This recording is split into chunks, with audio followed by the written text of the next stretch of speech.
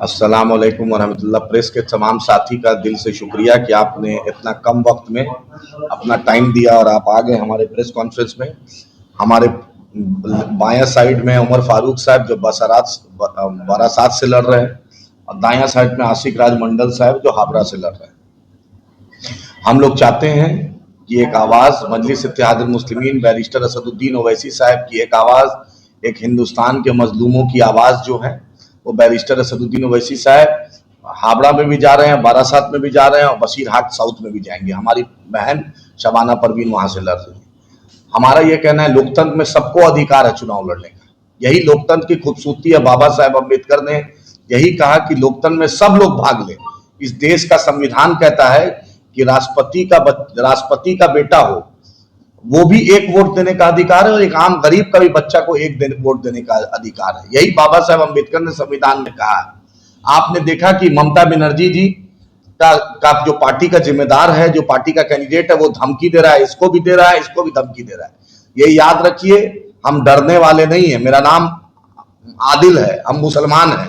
हम डरते हैं तो सिर्फ अपने अल्लाह से डरते हैं और झुकते हैं तो अब सिर्फ अल्लाह के आगे झुकते हैं। ममता जी आपको भी बोल रहे हैं, अभिषेक बनर्जी आपको ही बोल रहे हैं, याद रखिएगा ईंट का जवाब पत्थर से देना हम जानते हैं।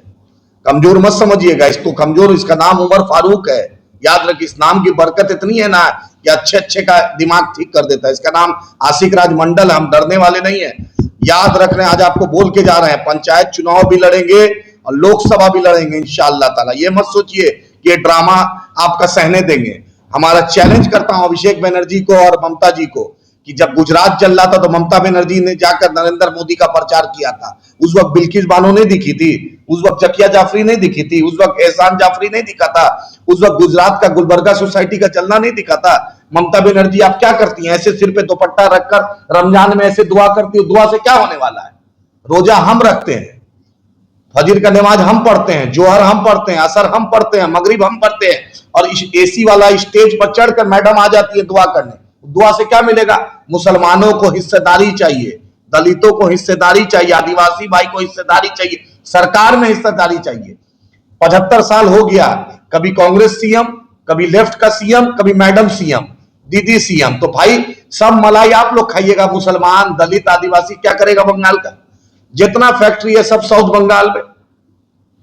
नॉर्थ में मुसलमान तबाह है, एसआईआर हो रहा है, कोई एसआईआर में ममता गवर्नमेंट की तरफ से कोई सपोर्ट नहीं रहा। हम तेलंगाना में देखिए, हम 20 लाख रुपए से ऊपर का ऐप बनाया, हमने वहां पर काम कर रहा है, डोर टू डोर हम लोग काम कर रहे हैं।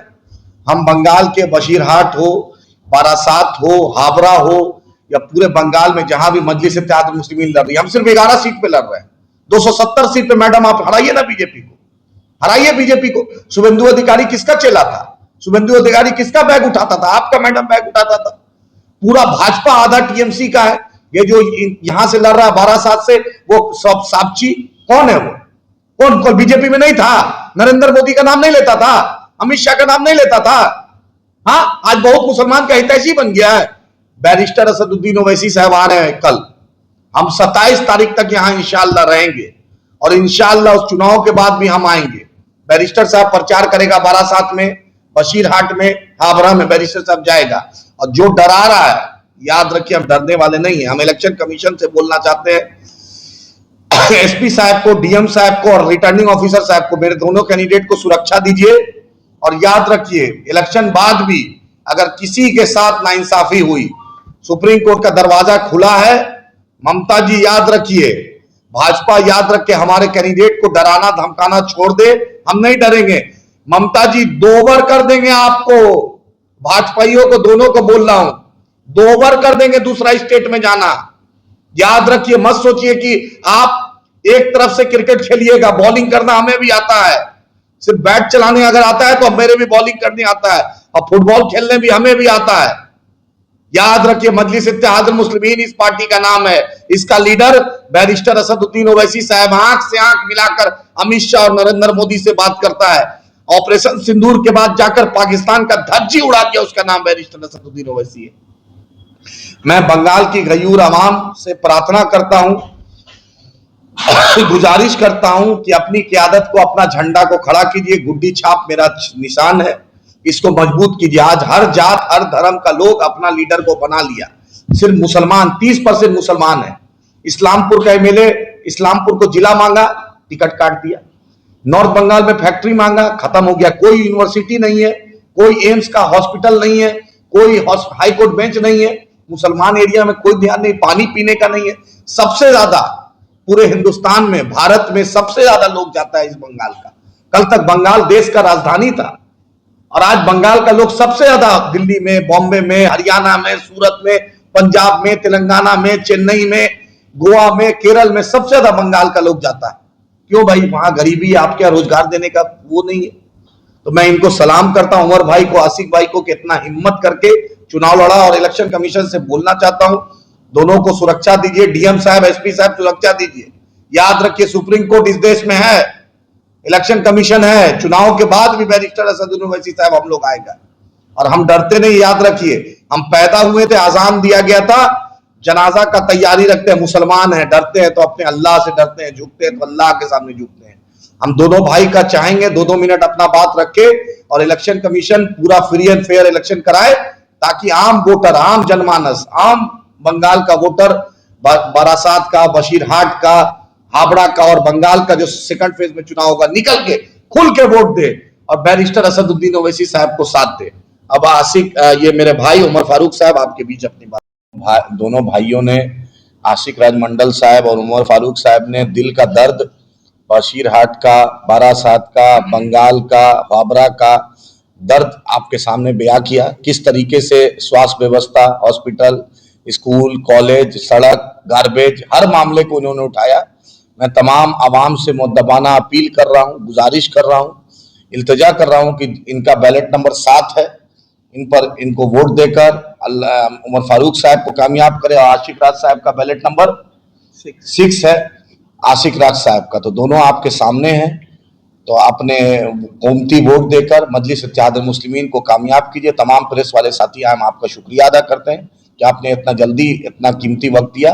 उम्मीद है कि बारासात और हावड़ा की आवाम और बशीरहाट की आवाम और जो बंगाल में मजलिस इत्तेहादुल मुस्लिमीन का ये कदम है, उसमें अल्लाह ने चाहा तो कामयाबी मिलेगी। बहुत बहुत शुक्रिया। আসসালামু আলাইকুম, নমস্কার সবাইকে। প্রথম কথা, 25 তারিখ আমাদের বারাসাতে আমাদের ওমর ফারুক স্যার উনি দাঁড়িয়েছেন, তার প্রচারের জন্য আসাদুদ্দিন স্যার আসবে। সবাইকে ইনভাইট করা হলো যে আপনারা সবাই আসবেন, ঠিক আছে? আমাদের কথাগুলো একটুখানি শুনবেন। আমরা ভোটে দাঁড়িয়েছি শুধু আপনাদের কথার জন্য, আপনাদের ভালোবাসার জন্য, আপনাদের জন্য কিছু কাজ করার জন্য। প্রথমত, আমাদের হাবড়াতে যে কারণে ভোটে দাঁড়ানো, চিকিৎসা ব্যবস্থা খুবই খারাপ। একটা হাবড়ার মতো জায়গাতে সেখানে সবকিছু আছে, কিন্তু সেখানে একটা হসপিটালের যে অবস্থা সেটা এত পরিমাণে খারাপ, যেখানে একটা সামান্য গ্রামীণ হসপিটালের থেকেও একটা হাবড়ার মতো জায়গায় এত বড় হসপিটাল, তার অবস্থা, তার পরিকাঠামো, তার স্ট্রাকচার, তার চিকিৎসা ব্যবস্থা, সেখানে কোনো ডাক্তার নেই। সেই ডাক্তারগুলো যখন হাবড়া থেকে রেফার করা হচ্ছে বারাসাতের চিকিৎসা ব্যবস্থা আরো খারাপ। এই 2 দিন আগেকার ঘটনা, সামান্য আমার একটা বন্ধু, তার দাদু, মানে তার প্রচন্ড পরিমাণে শরীর খারাপ হয়, তাকে ডায়ালিসিস করতে হয়। 2 দিন আগেকার ঘটনা, যেটা অরিজিনাল ঘটনা। সেই ডায়ালিসিস করার জন্য বারাসাত থেকে তাকে রেফার করা হয় আরজি করে, কেননা সেখান থেকে একটা সুপার স্পেশালিটি হসপিটালের দাবি করেছে আমাদের মুখ্যমন্ত্রী মাননীয় মমতা বন্দ্যোপাধ্যায়, কিন্তু সেখানে একটা ডায়ালিসিসের চ্যানেল হয় না। তাহলে আমরা এই যে হাবড়া বারাসাতের মধ্যে এতগুলো মানুষ রয়েছি, তাহলে আমরা কি মানুষ নয়? আমাদের যদি সামান্য একটা চিকিৎসার জন্য যেতে হয়, তাহলে সেই চিকিৎসার জন্য আমাদের কি আরজি করে যেতে হবে? আরজি করের চিকিৎসা ব্যবস্থা, আরজি করের যে পরিকাঠামো, সেটাও খুবই খারাপ। আজকে আরজি কর নিয়ে সারা ওয়েস্ট বেঙ্গল, সারা ভারতবর্ষ তোলপাড় হয়ে গেছে। সেখানেও সেই যে অভয়া যে মেয়েটা, সে এখনো পর্যন্ত বিচার পায়নি। তারপরে আজকে আমাদের রাজ্য, আমাদের কেন্দ্র দুটো কি করছে? রাজ্য বলছে কি না, যদি তোমরা আমাদেরকে ভোট না দাও তাহলে বিজেপি চলে আসবে, আর কেন্দ্র বলছে কি তোমরা আমাদেরকে ভোট দাও, না হলে মুসলমানরা ক্ষমতায় চলে আসবে। মুসলমান, দলিত, আদিবাসী সবাইকে সর্বদিক দিয়ে বঞ্চিত করা হচ্ছে। না রাজ্য সরকার না কেন্দ্র সরকার, তারা শুধুমাত্র ভোট ব্যাংক হিসেবে ইউজ করছে। তারা শুধুমাত্র ভোট ব্যাংক নয়, আজকে আমি শিক্ষিত একটা ছেলে, প্রত্যেকটা দরজায় দরজায় ঘুরেছি, না আছে ওয়েস্ট বেঙ্গলে কোনো কাজ, না আছে ভালো চাকরি। প্রত্যেকটা পরীক্ষায় প্রত্যেকটা ছেলে বঞ্চিত হচ্ছে। একটা ব্যবসার জায়গা থেকে আমি উঠে এসেছি, সেই জায়গায় মানুষের অভাব অনটন আমি দেখেছি। এসআইআর এর জন্য মানুষ কিভাবে পাগল হয়েছে, তাদের সবার কথা যে আমাদেরকে বাংলাদেশে পাঠানো হবে, তাদের এইটুকু লজিক নেই। কেন বাংলাদেশ তাদেরকে নেবে? তাদেরকে বাংলাদেশ কেন নেবে? তারা কি বাংলাদেশের বাসিন্দা? তারা ভারতবর্ষে হয়েছে, ভারতবর্ষ জন্ম, স্বাধীনতার আগে থেকে ভারতবর্ষে রয়েছে, তাদের প্রত্যেকটা ডকুমেন্টস ওকে। মুসলিমদের সব থেকে বড় প্রবলেম হচ্ছে তাদের নাম ঠিকানা ঠিক নেই। কেন ঠিক নেই? কারণ তারা শিক্ষিত নয়। আমার নিজের যদি বাড়ির লোকেরও হয়, তাদের দাদু দিদা, তাদের বাবা মার, তাদের ডকুমেন্টসও ঠিক নেই। তার জন্য তারা বাংলাদেশি হয়ে যায়নি। তাদের মধ্যে আতঙ্ক ধরে দিচ্ছে কি না তারা বাংলাদেশি, তাদেরকে ডিটেনশন ক্যাম্পে পাঠানো হবে। অলরেডি যদি কেন্দ্র সরকার ডিটেনশন ক্যাম্প করে, রাজ্য সরকারের অনুমতি ছাড়া কিভাবে এখানে এনআরসি হবে, কিভাবে এসআইআর হবে? এসআইআর এর জন্য প্রত্যেকটা জিনিস রাজ্য সরকারই দিয়েছে। যদি নাম কাটা যায় তার জন্য রাজ্য সরকারই দায়ী। সেই পরিকাঠামো নেই বলেই আজকে এতগুলো মানুষ, তারা যে কদিন আমি নমিনেশন ফর্ম জমা দিতে গেছি ডিএম অফিসে, প্রত্যেকটা মানুষ তাদের কাজ কাম ফেলে রেখে তারা কুকুর বিড়ালের মতো দাঁড়িয়ে রয়েছে। তাদের কি করা হচ্ছে? প্রত্যেক দিন তাদেরকে বঞ্চিত করা হচ্ছে। আজকে এই ডকুমেন্টস নেই, কালকে ওই ডকুমেন্টস নেই। তাদের কি আর কাজ বাজ নেই? এতদিন ধরে মমতা ব্যানার্জি সরকার, আমাদের কেন্দ্র সরকার, তারা শুধু মানুষকে ভুল আশ্বাস দিয়েছে, কাজের দিক দিয়ে তারা কোনো কিছুই করছে না। এই এতটা মানুষ তারা খেতে পাচ্ছে না, তাদের রোজগার নেই, রুজি রোজগারের কোনো ব্যবস্থা নেই, বেকার ভর্তি। তা সত্ত্বেও তাদের কি হচ্ছে?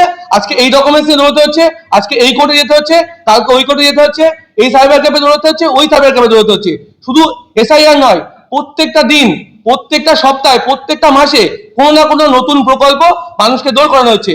মানুষ কি কাজ কাম করে খাবে, না সারা জীবন দৌড় করবে? কেন এই জিনিসগুলো করা হচ্ছে? যাতে করে তারা চাকরি বাকরির জন্য না দৌড়ায়, যাতে করে তাদের বেসিক নিড গুলো না পূরণ করতে হয়। শুধুমাত্র ভাতা দিয়ে রেখে দিচ্ছে। ভাতার জন্য কি এতগুলো শিক্ষিত বেকার যুবকগুলো কি ভাতার জন্য বসে রয়েছে? তাদের একটা কলকারখানা নেই আজকে ওয়েস্ট বেঙ্গলে। আমাদের হাবড়া, আমাদের বারাসাত, আমাদের টোটাল এরিয়ার মধ্যে কোনো নতুন কলকারখানা হয়নি। যে কটা স্কুল ছিল সেই ছোটবেলায়, আজকে আমার 30 বছর বয়স, আমি একটা মাত্র দেখলাম না যে একটা মাত্র সরকারি স্কুল, ভালো স্কুলের পরিকাঠামো তৈরি হয়েছে। যে স্কুলগুলো ছিল তার ছোটবেলায় যখন আমরা পড়াশোনা করতাম তখন যে কোয়ালিটি ছিল স্কুলের স্ট্যান্ডার্ড, এখন আরো খারাপ হয়ে যাচ্ছে। স্কুলগুলো টিচার নেই, প্রাইমারি স্কুল আশেপাশে আমি এতগুলো জায়গায় গিয়েছি, কোনো জায়গায় একটা ভালো প্রাইমারি স্কুল নেই। যে কটা প্রাইমারি স্কুল আছে সেগুলো মাস্টারের অভাবে আজকে বন্ধের জায়গায় তৈরি হয়েছে। যদি মানুষ শিক্ষিত না হয়, যদি মানুষ তার কাজকর্ম না পায়, তাহলে মানুষ কিসের জন্য বেঁচে রয়েছে? সারা বছর তারা কি ভারতীয় নাগরিক কিনা সেইটা প্রমাণ করবে, না সারা জীবন এই দল ওই দল ঘুরবে? এটা কোনো সরকারের কাজ নয়। সরকার আজ কি করছে? মন্দির করছে, মসজিদ করছে। হুমায়ুন কবির, আমাদের মমতা ব্যানার্জি, তারা কি করছে? এ মন্দির করছে ও মসজিদ করছে। মন্দির মসজিদ কাজ করা সরকারের কাজ নয়। সরকারের কাজ শিক্ষা ব্যবস্থা, স্বাস্থ্য ব্যবস্থা, উন্নত চিকিৎসা হবে, উন্নত সড়ক ব্যবস্থা হবে, উন্নত যোগাযোগ ব্যবস্থা হবে। শিক্ষার ক্ষেত্রে সরকার কি চাইলে পারে না? এতগুলো ইংলিশ মিডিয়াম স্কুল বেসরকারি আছে, সরকারি টাকায় একটা ইংলিশ মিডিয়াম স্কুল কি সরকার করতে পারে না?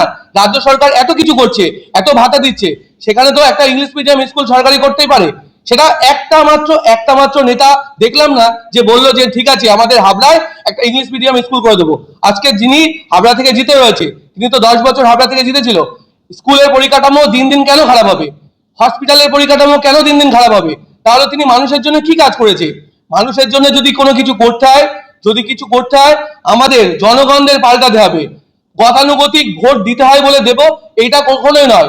প্রার্থী দেখেন আপনাদের জন্য তারা কি করছে, কি প্রতিশ্রুতি দিচ্ছে, তারা কি আদেও জেতার পরে আপনাদের কোনো কাজ করবে? এই যে একটা মাস, 2টো মাস ধরে আপনারা ঘুরে ঘুরে বেরিয়েছেন, কোনো প্রার্থী এসে আপনাদের কি একটা হেল্প করেছে? তাহলে তাদের ভোট দিয়ে যে আপনারা জেতাবেন, কিসের লোভে জেতাবেন? ওই সামান্য 1,500 টাকা ভাতা, ওই ভাতা দিয়ে কি চলবে? ওই ভাতার টাকা আমাদের কাছ থেকেই নিচ্ছে। প্রতিদিন জিনিসপত্রের দাম বাড়ছে, দ্রব্যমূল্য এমন ভাবে বাড়ছে, পেট্রোলের দাম আকাশ ছোঁয়া হচ্ছে। কাদের কাছ থেকে টাকা নিচ্ছে? আমাদের ট্যাক্সের টাকা।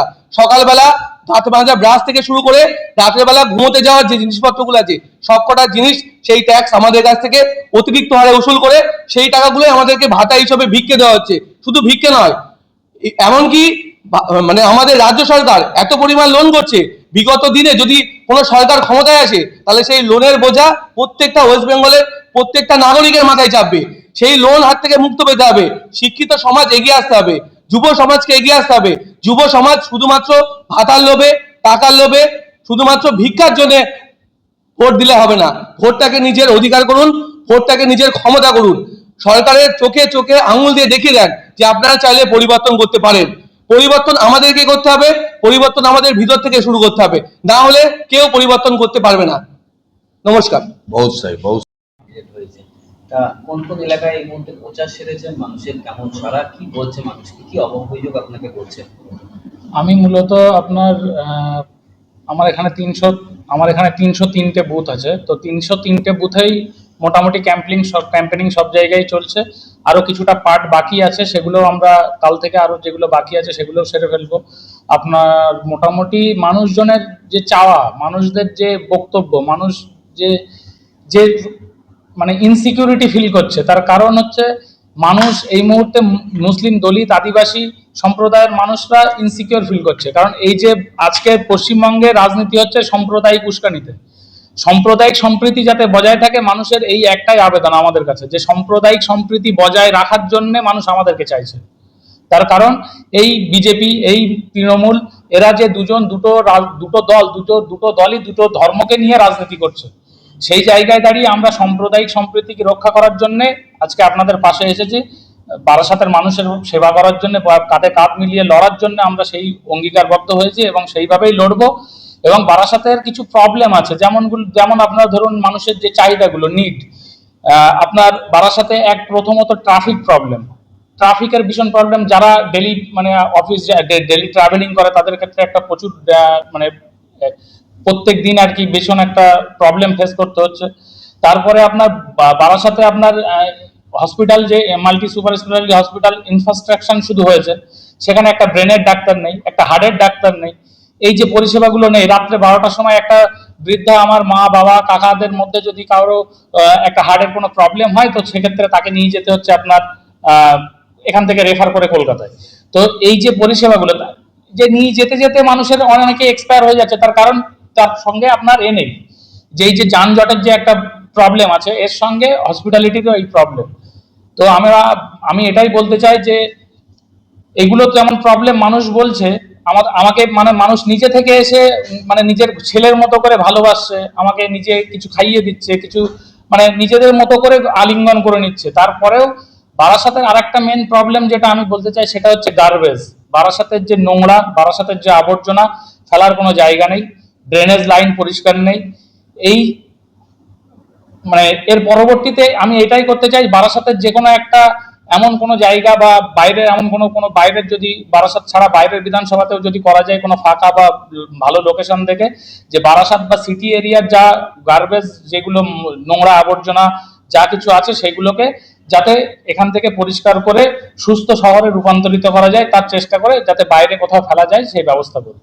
আপনি তো ময়দানে নেমেছেন, হ্যাঁ, সেক্ষেত্রে যদি আপনি জিতে আসেন, প্রথম কাজ আপনার কি থাকবে? প্রথম কাজ বারাসাত শহরের জন্য প্রথমত যানজট মুক্ত করব, সুস্থ আইন ব্যবস্থা করব। কারণ মানুষকে মিথ্যা কেসে ফাঁসিয়ে মানুষকে হ্যারাস করা হচ্ছে। তারপরে মুসলিম, দলিত, আদিবাসী সমাজের পিছিয়ে পড়া মানুষ যারা আমরা আছি, আমাদেরকে নিম্ন শ্রেণীর শিক্ষায় রূপান্তরিত করা হচ্ছে। তার কারণ আমি আপনাকে বলতে চাইছি, মানুষ যেটা আমাকে বলছে, যে মানুষের একটা সন্তান, সে তার সন্তানকে মাদ্রাসা শিক্ষায় শিক্ষিত করতে চাইছে না। তার কারণ কি, মাদ্রাসা শিক্ষা ব্যবস্থা আর স্কুলের যে শিক্ষা ব্যবস্থা, দুটোর মধ্যে ডিফারেন্স আছে। তার কারণ মানুষ মনে করছে যে মাদ্রাসা শিক্ষা ব্যবস্থা নিম্ন শ্রেণীর শিক্ষা, আর স্কুলের শিক্ষা ব্যবস্থাটাকে উচ্চ শ্রেণীর শিক্ষা। এই যে আপার কাস্ট আর লোয়ার কাস্টের যে শিক্ষা ব্যবস্থাটাকে যে দুটো ডিফারেন্স ওয়েতে বিভক্ত করা হচ্ছে, এই জিনিসটাকে আমি এট ফার্স্ট ঠিক করব। কারণ মাদ্রাসা শিক্ষা ব্যবস্থাকেও আপনার ডিজিটালাইজেশন করতে হবে, মাদ্রাসা শিক্ষা ব্যবস্থাটাকেও কম্পিউটারাইজ করতে হবে, মাদ্রাসা শিক্ষা ব্যবস্থাকেও সায়েন্স নিয়ে আসতে হবে। কারণ কেন, মাদ্রাসা শিক্ষা ব্যবস্থায় মুসলিমরা এডুকেটেড হয় বলে মুসলিমদের কি ব্রেন নেই? মুসলিমরা কি সায়েন্স নিয়ে পড়াশোনা করতে পারে না? মুসলিমরা কি কম্পিউটারাইজড এআই টেকনোলজি শিখতে পারে না? কেন আমাদের মুসলিম ডক্টর এপিজে আব্দুল কালাম, সে ভারতের জন্য কি দিয়ে গেছে? তাহলে তার যদি ব্রেন থাকতে পারে, আমরা নেক্সট জেনারেশন যে মুসলিমরা উঠবে, তাদেরকে তো সেই শিক্ষাই প্রদান করা হচ্ছে না, তাদেরকে নিম্ন শ্রেণীর শিক্ষায় রূপান্তরিত করা হচ্ছে, তাদেরকে নিম্ন শ্রেণীর শিক্ষা প্রোভাইড করা হচ্ছে। হোয়াই? আমি রাজ্য সরকারের কাছে, আমাদের যে রাজ্য সরকার আছে, যে তৃণমূল বলা বেকার, তৃণমূল আর বিজেপি তো দুটোই মিলে, আমি সব প্রেস মাধ্যমেই বলি যে ওটা বিজেমূল। তো ওদেরকে আমি দুটো ডিফারেন্স করে দেখি না, ওদের একটা দলই ভাবি। তো যেহেতু ওরা বিজেমূল, তো ওদের দুজনকেই বলছে, একজন কেন্দ্রে একজন রাজ্যে। এই জিনিসটা কেন হবে? কেন বারবার আমরা যে মুসলিম, দলিত, আদিবাসী, আমাদেরকে ভোট ব্যাংক হিসেবে ব্যবহার করা হবে? আমরা কারো দয়া চাই না, কারো ভিক্ষা চাই না। আমরা আমাদের সাংবিধানিক মৌলিক অধিকার চাই, আমরা আমাদের অংশীদারি চাই। এই অংশীদারি, এই মৌলিক অধিকার আমি মানুষকে ফিরিয়ে দেব, এই প্রতিশ্রুতি করছি। बहुत सही। ধন্যবাদ।